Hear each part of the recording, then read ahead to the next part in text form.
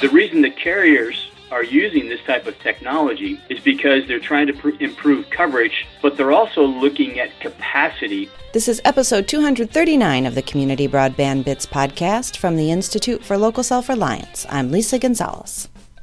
Last week we talked to Lincoln, Nebraska, a community using its fiber and conduit resources to improve wireless service in the city using small cell technology.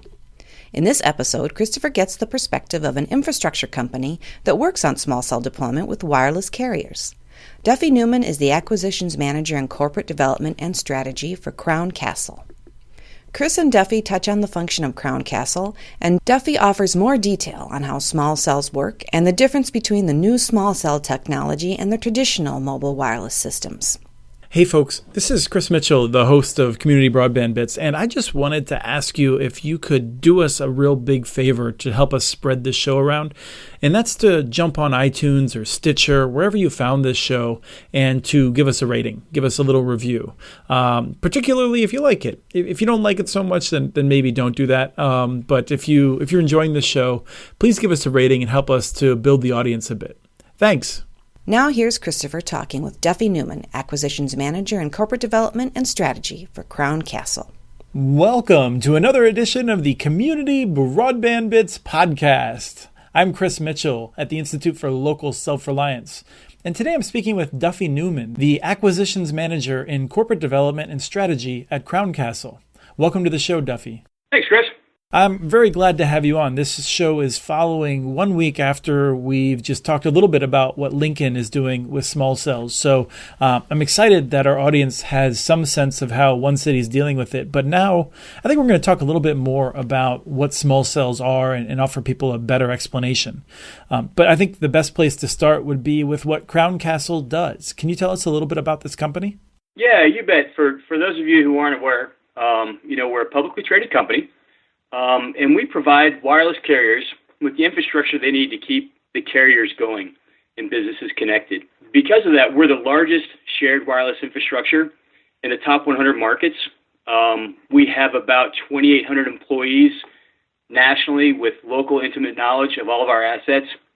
We're based in Houston, Texas, but our operational headquarters are in Pittsburgh. From an infrastructure perspective, we've got about 40,000 towers, and we also refer to those as macro sites. We currently have around 18,000 small cell nodes, and we support over 26,000 miles of fiber with our recent acquisition of FP&L. So essentially what we're trying to do is design, develop it, and operate fiber-fed DAS and small cell networks that our clients can improve their overall signal strength and network capacity and coverage. And I think it's important to note that we don't look at the network just as outdoor. We also do indoor installations as well for our small cell and solutions. But from our outdoor solutions, we really focus in on public right-of-ways. We look at doing deployments at universities and colleges. Some of the venues include stadiums and arenas, theme parks and hotels and resorts and things along those lines. But we also focus in on very densely populated areas. And the reason is, from a marketing perspective, that's where the carriers are using their spend. And so we also look into HOAs that have kind of high-end, exclusive communities. And HOAs are? Housing authorities, kind of something smaller, like you might have it in your local neighborhood where you pay an HOA fee, $30 a month. They might do your trash. They might do some snow removal, depending upon the part of the country that you're in. But right. In essence, they're kind of a local-owned agency. But I think it's also important, Chris, that we let you know a little bit about kind of who we are, and that is, it seems like what I described there is kind of a behemoth nationally, but really what we're trying to do is make as much impact to the local community as possible. And we do that by trying to be environmentally friendly and conscious. We also are aware that nobody wants to see a big red and white lattice structure in their backyard from a wireless perspective. We also do a very specific and detailed job to abide by all local jurisdictions and municipalities' rules, NEPA requirements, SHPO requirements, things that have historic elements is what a SHPO would be. And I think from an environmental perspective, I think it's also important, and you and I have talked about this before, but if we're looking at disruption in a community for deployment of wireless infrastructure services, we like to use the expression of dig once. And that's where, we're minimally invasive to the community. We're minimally invasive to those that are seeing us out there. And so dig once from an infrastructure perspective is something we're pretty big on. So you had mentioned all your different tower locations, but let's just make sure people recognize what do you do. You're not competing with Verizon and Sprint and AT&T, T-Mobile, those companies and others. They're actually your clients, right? That's exactly right. In fact, through the years, we've actually purchased towers from AT&T and Verizon and the carriers in the past. So what they're looking at trying to do is, offload non-essential assets that they have because they realize that they're in the service of providing wireless customers capacity, which is a spectrum play. So non-core assets for them would be owning a network. So they would like to defer their costs as much as possible to offset that. And that's where Crown Castle gets in. Great. And we're going to talk toward the end a little bit more about how this interfaces with local governments, local fiber networks, and that sort of thing. But you mentioned small cell, and you also mentioned DAS, which is distributed antenna systems. Can you just give us a sense of what small cells are and maybe also how they might differ from DAS? Are these terms interchangeable? Some people refer to them synonymously, although from a technology perspective, they're not necessarily the same. And what I mean by that is a small cell is generally a small ecosystem originating out of a hub, which is different than a distributed antenna system or a DAS. So a hub system or small cell system, generally the system is going to be designed and built back to a macro site location or a tower site location where, in this case, Crown Castle owns real estate that we can, build another box and put 6 or 7 elements for equipment in there, and then those components control the small cells, which is different than a distributed antenna system, which is more of I think of it more of a venue installation where you're generally constrained based on the size of a building, and it's got a little different RF radio frequency issues that have to be designed out there. But generally speaking, the systems from a DAS network and a small cell network operate very similarly. So what they need to operate is from the main electronics controlling everything, what we call backhaul, which is going back to a main switch network. But they also have generally fiber that is pulled out to the small cell nodes or to the DAS nodes, and we would call that front haul. So the reason the carriers are using this type of technology is because they're trying to improve coverage to, such as shopping malls or stadiums, but they're also looking at capacity where a macro network, as it has been designed, is not necessarily meeting all of the customer's needs and requirements. A small cell system is generally installed in the public right-of-way. We can do it on private property as well, but it comes with a little different complexities there. But it's also important to know that we do everything we can to utilize existing ducts and fiber that a municipality may have or have access to. And we also utilize existing infrastructure from utility poles or light poles. And the idea is that we try to blend our equipment into the atmosphere of what's going on in a neighborhood. For example, if it's a gas lamp district, nobody wants to see, an eyesore out there.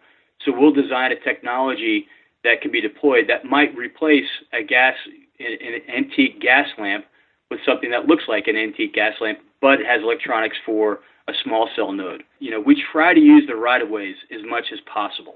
I think that one of the reasons that I felt like it's important enough to talk about small cells is that it seems like this isn't just kind of a new thing. This is the direction that wireless is going, in that this isn't something that's going to be happening for a few years. It's that we're going to see more and more small cells for possibly the rest of my life. Who knows? But certainly for at least the next 10, 15 years, right?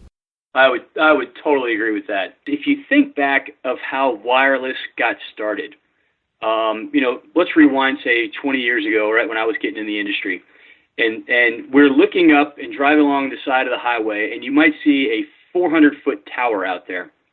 And on top of that 400-foot tower, you might look up really closely and see a couple things hanging off of it, and those are the antennas.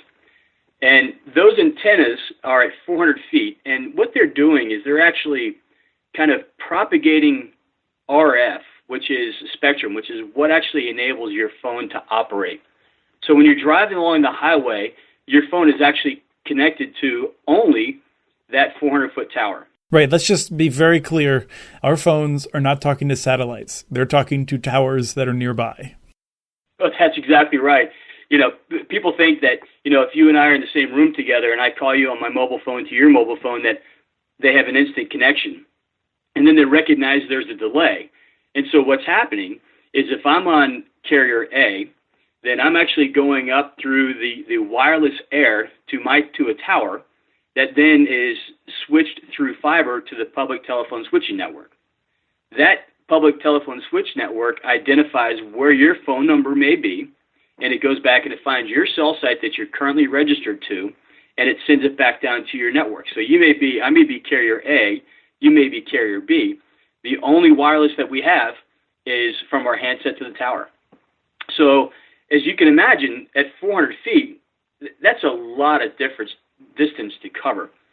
So as time has gone on, what the carriers have done is, with the number of users getting onto the system, is they've actually lowered, we call them rad centers. They're lowering effectively the height of the antennas. But when they do that, they actually need more towers and sites, which is why we've got 40,000 macro or cellular tower sites. So we're trying to cover as best as we possibly can. So now, for example, in a market where we might have been at 400 feet, we could, in theory, be at 120 feet high.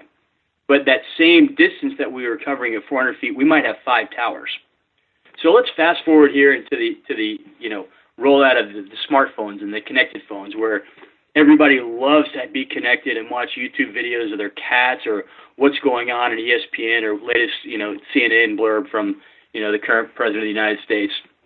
And so when that happens, we are consuming an enormous amount of data on the systems.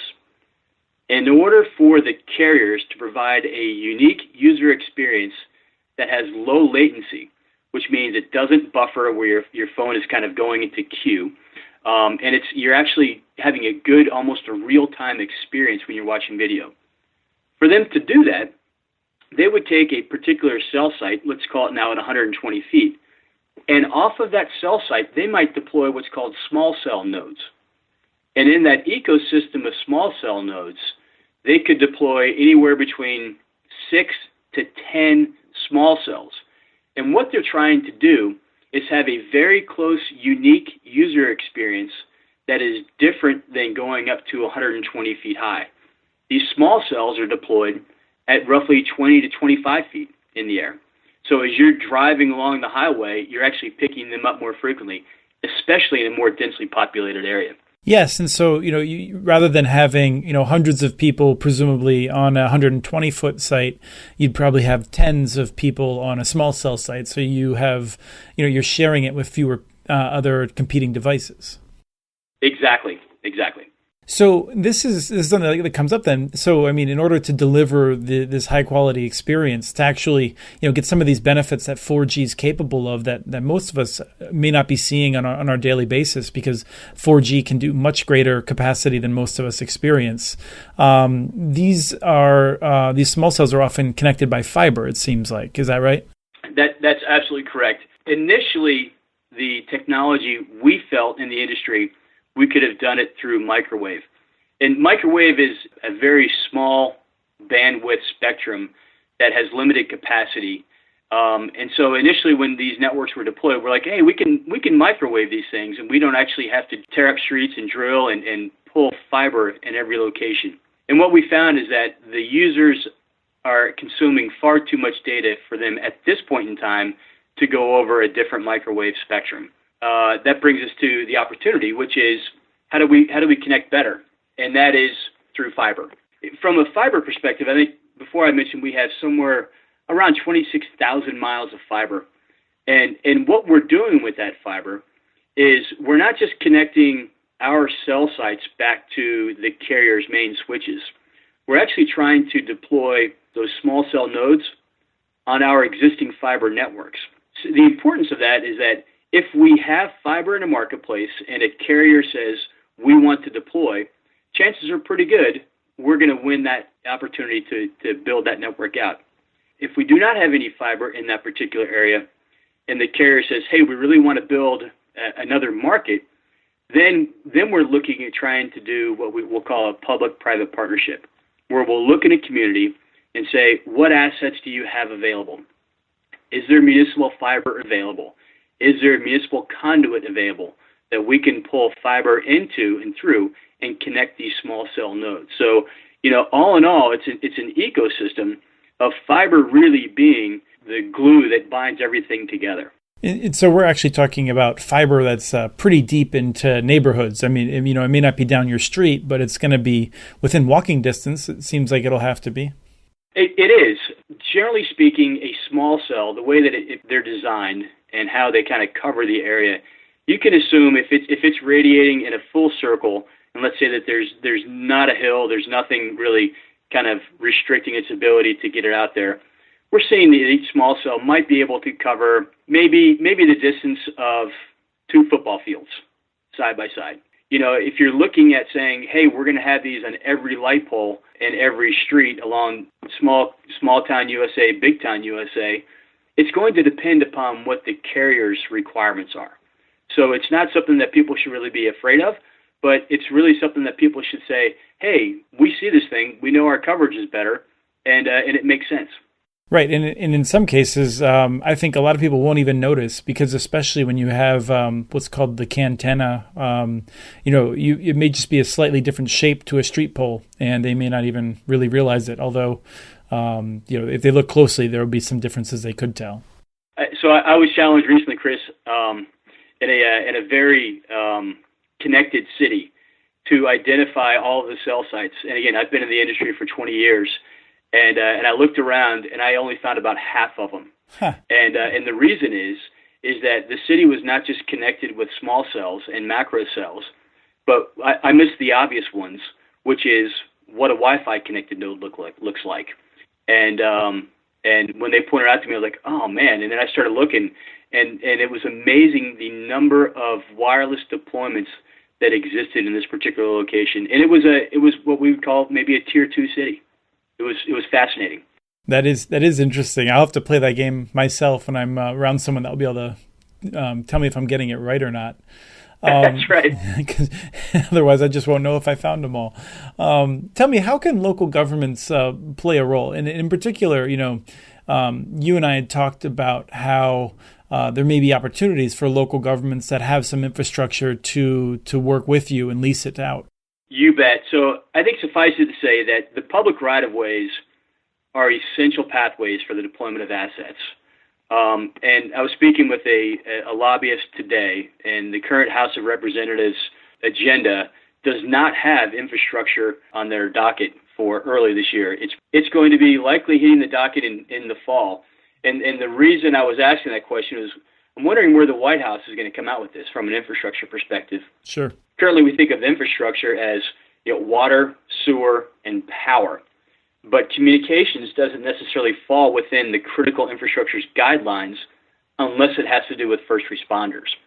And, I'm of the mindset, I think we as an industry are of the mindset to say, when we lose communications, or if we lose communications, we're going to have some other challenges to handle. Having critical infrastructure communications part in that as well would really help us out there. As you're saying that, it's just worth noting that 48 U.S. senators have just signed on to a letter urging the president to expand broadband access. So it is something in which I think a lot of people agree it is urgent infrastructure, although it doesn't always spring to mind in that same way. But I think you were just going to get back to the local governments, so I'll let you do that. From a local perspective, what infrastructure we're trying to get access to, and I'll use that expression, dig once, to be minimally disruptive in a community, is we'd like to have access to the ducts, to the conduits, to the fiber. If there are utility poles and associated equipment being deployed in the rights of way, we'd like to facilitate and help with the build out of those broadband networks. Municipalities experience the right of ways by use of the electric companies, the cable providers, and we should use that as a guideline for all small cell infrastructure as well going forward. So some of the things that might hurt us or slow us down from a communications perspective would be perhaps excessive requirements, such as like zoning for each new utility pole, provided that, a pole that's in the ground today is substantially similar to what the existing infrastructure is, or allowing us to, so they could now allow us to co-locate on existing structures where the feeds are not, out of line with what might someone else have access in the right-of-way. A lot of cities in the past, because of these 120-foot tower type applications, they've gone on them and they've wanted to do an in-depth review. What I notice is happening in Lincoln and in Boston and other places is they basically set up a system in which they're, for the small cells, where they're like, okay, if you want to replace this kind of street light, in most of these neighborhoods, and there might be just a few neighborhoods that have historic designations that don't count, but 90% of the city, that's going to be an expedited process. So, it provides a little bit more certainty, and it's a streamlining that I think is pretty reasonable. You're spot on. When we look at each, we'll call it utility pole, we have to look at the structural integrity of each and every pole to be certain that effectively it's not going to get blown over. We're going to be able to load the equipment that we have on there without putting anybody in jeopardy in that area. And so if there is a like-for-like replacement, for example, if it's a wood pole, we'd want to replace it with a wood pole that may be more straight, or a wood pole that has been tested and does not have bug decay. Or we may want to do a concrete pole or a steel pole or aluminum pole. Whatever like-for-like might be that can meet the requirements for the deployment of the equipment, but also fit and blend in within the community as well. I think, some of the model legislation really recognizes that expediting the process with reasonable and non-discriminatory rates and fees for each deployment are really essential for the construction and maintenance of the networks. Our goal is to do it right every single time out there. One of the things that I always like to highlight is where communities are doing it well, because I think a lot of communities are struggling with what a good model is. And if we can highlight those, hopefully we'll have more of them. So where's one that you'd point to that other communities should look at emulating? One of the greatest examples of success that Crown Castle has had and the carriers have had happened about a year ago when the Pope came to Philadelphia. That's a very historic area, but a lot of Philadelphia is. The Pope was going to be basically going from, downtown out to where Rocky climbed the steps. I think he was doing a tour of the cheesesteak locations. He's a very, very new Pope. Exactly. The carriers got together, and there was an estimate of 900,000 people that were going to come out and greet the Pope. There was an enormous stress and strain that was going to be put on the network. And it's one thing from the perspective of you and I sitting there watching the Pope come by in the Pope Mobile and being able to communicate. But there was a more pressing issue, and that is the Secret Service had to have connectivity. And Secret Service, yes, they utilize their own network, but they also use a lot of commercial services on many of the carriers. So, what the carriers were looking at is saying is from a public safety first responder perspective, we have to make this go. So what happened there, Chris, is that we coordinated with the planner of the event and obtained approvals from 6 separate departments in Philadelphia. In addition, we obtained permits from the Pennsylvania State Historic Preservation offices. We had 6 or 7 different entities that we had to coordinate out there because each piece of the infrastructure had to be fully utilized and had to have a shared solution across multiple carriers to preserve the beauty of what was going on there. So you lay all this together and you say, well, that's pretty cool, but what does fiber have to do with it? Fiber had everything to do with it. We had to design the fiber network. We had to get approval. We had to install all the equipment. We had to test it. We had to calibrate it. Everything had to be done within 9 months. So all of this in an effort to support you and I sitting there watching the Pope come by in the Pope Mobile, and now we're on Facebook Live. And it was a huge suck on the whole system out there. So what we did was we submitted the solution to handle everything out there, not just for what was going on in the parkway so that we could have coverage there, But we also said this infrastructure was going to stay out there. So we installed 37 new small cell nodes on all these poles in the right-of-way, and they were all designed to blend in with the existing streetlights. So as with the other historic areas that we've done, like in Central Park and the French Quarter in New Orleans, the installation was, virtually unobtrusive to the high standards of what was going on in Philadelphia. So, at the end of the day, when the crowds came and the Pope came by, the carriers were just overwhelmed with the amount of data. One carrier reported that they used over 12.6 terabytes of data on their network.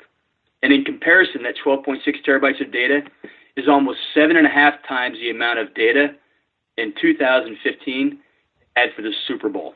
Wow. And it all happened because the three carriers that tied into our neutral host infrastructure network connected directly. Right, and that's just a reminder to people that you really need fiber to move that kind of data. I tell you, without it, the system is just going to be, you won't be able to connect. Nothing will go through. Tuffy, I really appreciate all your time in talking about these issues. Absolutely, Chris. It's been my pleasure. Thank you so much for your efforts and what you're doing there. That was Christopher talking with Duffy Newman, Acquisitions Manager and Corporate Development and Strategy for Crown Castle. We have transcripts for this and other Community Broadband Bits podcasts available at muninetworks.org/broadbandbits. Email us at podcasts@muninetworks.org with your ideas for the show. Follow Chris on Twitter. His handle is @CommunityNets. You can also follow muninetworks.org stories on Twitter, where the handle is @muninetworks. Subscribe to this podcast and all of the podcasts in the ILSR family on iTunes, Stitcher, or wherever else you get your podcasts. Never miss out on our original research. Subscribe to our monthly newsletter at ilsr.org. Thanks to Admiral Bob for the song Turbo Tornado, licensed through Creative Commons, and thanks for listening to episode 239 of the Community Broadband Bits podcast.